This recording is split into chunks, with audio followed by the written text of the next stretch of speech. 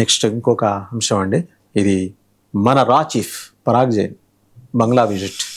అక్కడ brigadier general retired doctor ఇస్లాంని వెళ్ళి కలిశారు. అంటే ఇట్స్ రొటీన్ మీటింగ్ అంటున్నారు, కానీ రెండు వైపుల నుంచి రొటీన్ కాకపోయి ఉండొచ్చు. ఎందుకంటే ఆల్రెడీ దౌత్యపరమైన సంబంధాలు బలహీనపడ్డాయి రెండు దేశాల మధ్య, రకరకాల కారణాలు. ప్రత్యేకించి ఇన్స్టిగేషన్ ఆఫ్ బంగ్లాదేశ్, వాళ్ళు ఆ టెర్రరిస్ట్ మూకల్ని ఇక్కడికి పంపించడం, బెదిరించడం. హసీనాను పంపబోతే మా ప్రధాని రాడు, గుడ్డిగాని మూస్తే అంత తెలిస్తే అంత, రెహమాన్ రాకపోతే అంత వస్తే అంత, వాళ్ళ బెదిరించడం, వాళ్ళు ఎక్కువ ఊహించుకోవటం. నేపాల్ ప్రైమ్ మినిస్టర్ కూడా ఇట్లాగే ఊహించుకుంటున్నారు. మోడీ వచ్చి ఆయనతో మాట్లాడాలట, మన ఎన్వై సరిపోట్టాడికి. ఇలాంటి పరిస్థితిలో బంగ్లాదేశ్ కూడా బిహేవ్ చేస్తుంది. హసీనాకి రెహమాన్కి, హసీనా అక్కడికి రావడానికి, రెహమాన్ ఇక్కడికి రావడానికి లింక్ ఏంటి సార్? ఏంటి అసలు ఈ మీటింగ్ ప్రధానమైన ఉద్దేశం ఏంటి? సో అసలు బేసికల్లీ క్రోనాలజీ మనం మాట్లాడుకుందాం.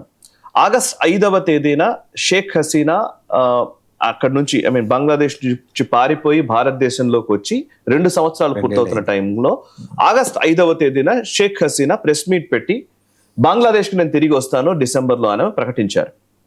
ఆ వెంటనే బంగ్లాదేశ్ చాలా సీరియస్ గా రియాక్ట్ అయింది. భారత ప్రభుత్వము దీన్ని ప్రోత్సహిస్తోందా అని ఒక ప్రశ్న రేజ్ చేశారు వాళ్ళు. మేము దీన్ని ఖండిస్తున్నామని. భారత ప్రభుత్వం కూడా డిజోన్ చేసుకుంది, మాకు షేక్ హసీనా స్టేట్మెంట్కి ఏ సంబంధం లేదు, ప్రభుత్వం దీంట్లో ఇన్వాల్వ్ కాలేదు, ఎవరో ఆర్గనైజర్స్ ఆమెతో ప్రెస్ మీట్ పెట్టారో ఆమె మాట్లాడింది, అది కూడా ఆడియో సందేశము, దాన్ని మేము కంట్రోల్ చేయలేము. సో సావరెన్ మా సావరెన్ దేశం మాది, ఇక్కడ అందరికీ ఫ్రీడమ్ ఉంటుంది కాబట్టి మేము మాకు ఆవిడ వ్యాఖ్యలు మేము ఎండార్స్ చేయట్లేదని భారత ప్రభుత్వం క్లియర్గా చెప్పింది. At the same time August 9వ తేదీకి వచ్చేసరికి మన రా చీఫ్ పరాగ్ జైన్ గారు, research and analysis wing chief Parag Jain గారు ఎస్పీజీ కూడా కదా, స్పెషల్ ప్రొటెక్షన్ గ్రూప్. అవును, ఆయన ఢాకాకు వెళ్ళారు. ఢాకాకి వెళ్ళి ఢాకాలో ఎవరిని కలిశారు అని అంటే కనుక డిఫెన్స్ మినిస్ట్రీకి సంబంధించిన డిఫెన్స్ అడ్వైజర్ ని కలిశారు. షంషుద్దీన్ ఇస్మాయిల్ అనే వ్యక్తిని కలిశారు.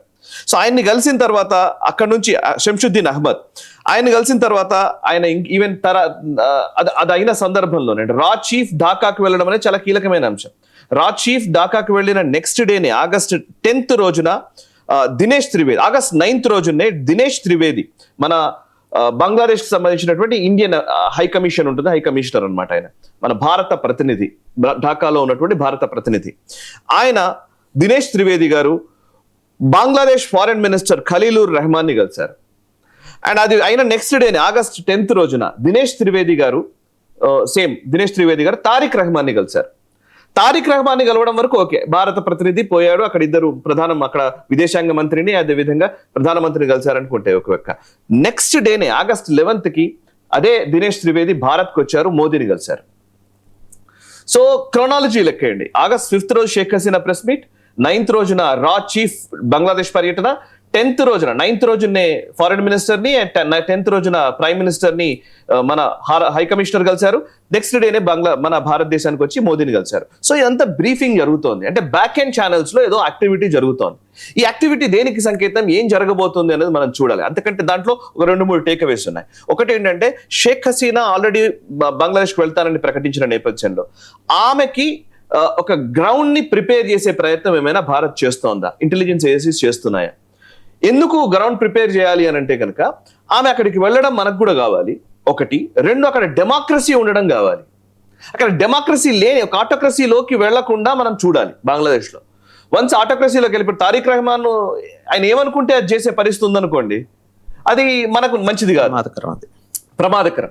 సో అక్కడ ఒక డెమోక్రటిక్ ప్రాసెస్ లోకి ఆ బంగ్లాదేశ్ ని తీసుకెళ్లే ప్రయత్నం భారతదేశం చేస్తుందని కొంతమంది ఎక్స్పర్ట్స్ అంటున్నారు. రెండోది, తారిక్ రెహమాన్ ఇప్పుడు నెక్స్ట్ మంత్ కి మనం ఆయన బ్రిక్స్ సమావేశాలకు పిలిచాం బంగ్లాదేశ్ ని. నిజానికి బ్రిక్స్ లో బంగ్లాదేశ్ లేదు, బ్రిక్స్ దాంట్లో టీంలో లేదు. కానీ బంగ్లాదేశ్ ఎందుకు పిలిచామనంటే మన ఇరుగు పొరుగు దేశాలను పిలవడం మనం ఆనవాయితీ. కొంచెం పెద్ద ఈవెంట్స్ ఏదైనా జరిగితే ఇరుగు పొరుగు దేశాలు పిలుస్తాం, ముఖ్యంగా బంగ్లాదేశ్ని పిలుస్తూ ఉంటాం. అండ్ దానివల్ల ఏంటంటే మనం ఇన్వైట్ చేయడం వల్ల ఏంటంటే మాకు షేక్ హసీనా ఎంత ఇంపార్టెంటో మీరు కూడా అంతే ఇంపార్టెంట్ అని చెబుతున్నాం. ఇఫ్ నువ్వు వినకపోతే ఏం చేయాలో అది చేస్తామనే బెదిరింపులు కూడా బ్యాక్ ఎండ్ ఛానల్స్ లో జరుగుతాయి. దట్ ఈస్ ద రీజన్ రా చీఫ్ అక్కడికి వెళ్ళారు. ఓవైపు డిప్లొమసీ నడుస్తోంది, ఇంకోవైపు వార్నింగ్స్ జరుగుతున్నాయి. సో అండ్ ఇంకోటి, ఇదే టైంలో గత వారం రోజుల్లో వచ్చినటువంటి డెవలప్మెంట్స్ ఉన్నాయి. ఏంటంటే విపరీతమైన పవర్ క్రైసిస్ వచ్చింది బంగ్లాదేశ్లో. పవర్ క్రైసిస్ అంటే ఎనర్జీ క్రైసిస్ మామూలుగా లేదు వాళ్ళకి. అసలు కరెంట్ ఇవ్వలేని పరిస్థితిలో ఉన్నారు. వాళ్ళ టెక్స్టైల్ ఇండస్ట్రీ మొత్తం మూతపడుతోంది, చాలా కష్టంలో ఉంది బంగ్లాదేశ్. వాళ్ళకి ఎనర్జీ సప్లై చేసే బాధ్యత ఈవెన్ భారతదేశం మాత్రమే వాళ్ళకి మనం హెల్ప్ చేయగలం. సో బంగ్లాదేశ్ హెల్ప్ అడుగుతోంది భారతదేశాన్ని. అడుగుతున్న టైంలో మేము హెల్ప్ చేస్తాము, మీకు మీతో కలిసి ఉంటాము, మీ డెమోక్రటిక్ ప్రాసెస్ ని మేము అంగీకరిస్తాము. ఇది దీంతో పాటు ఇంటెలిజెన్స్ అండ్ రా పరంగా మనం ఏం చేయాలో అవి చేస్తున్నాం. సో ఓవైపు అధికారికంగా మాట్లాడేది దినేష్ త్రివేది గారేమో ఏం చేయగలము, ఎలా ఉంటుంది. ఒకవేళ షేక్ హసీనా, ఇంకో క్వశ్చన్ ఉంది ఇక్కడ వాసు గారు, షేక్ హసీనా ఇప్పుడు బంగ్లాదేశ్కి వెళ్ళింది అనుకోండి, ఆమెను డైరెక్ట్ గా ఉరిదీస్తారా?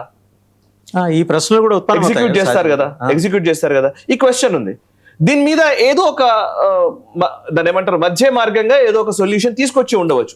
ఫర్ ఎగ్జాంపుల్ పరాగ్ జైన్ వెళ్ళారు అంటే వార్నింగ్ ఇవ్వడానికి వెళ్ళారు.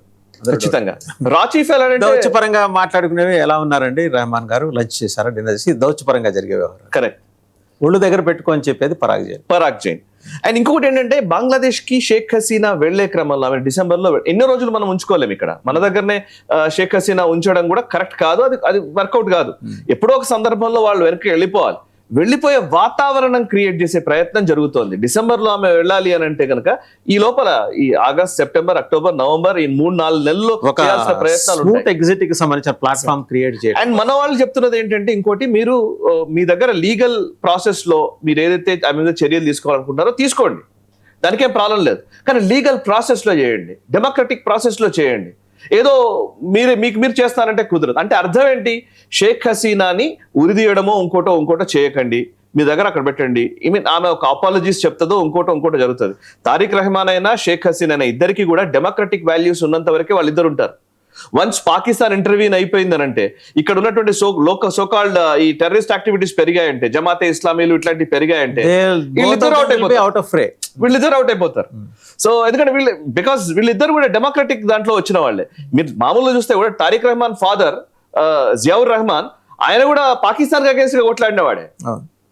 తర్వాత కాలంలో పాకిస్తాన్ కి అనుకూల ధోరణిలు వచ్చాయి because of this Mujibur Rahman and Sheikh Hasina. వీళ్ళు భారత్ కు అనుకూలంగా ఉండడం వల్ల వాళ్ళు పాకిస్తాన్ అనుకూల ధోరణి తీసుకున్నారు. కానీ ఇవాళ మనం ఇప్పుడు మొయిజు చూసాం, మనం మాల్దీవ్స్ మొయిజు కూడా ఇట్లాగే ఫస్ట్ చైనా కంట్రోల్లోకి వెళ్ళిపోయి పూర్తిగా ఇష్టం వచ్చినట్టు మాట్లాడాడు, ఇండియా అవుట్ క్యాంపెయిన్ చేశాడు. తర్వాత ఏమైంది, అవసరం వచ్చినప్పుడు మళ్ళీ భారత్ దగ్గరికి వచ్చాడు మొయిజు. సో ఇప్పుడు కూడా తారిక్ రెహమాన్ ని ఆ ప్రయత్నంలో మనం డెమోక్రటిక్ ప్రాసెస్ లో డిప్లొమాటిక్ వేస్ లో చేస్తున్న పని ఒకటి ఉంది, ఇంకోవైపు ఇంటెలిజెన్స్ ద్వారా మన డిఫెన్స్ ఫోర్సెస్ ద్వారా చేసే బెదిరింపు ధోరణి ఉంది.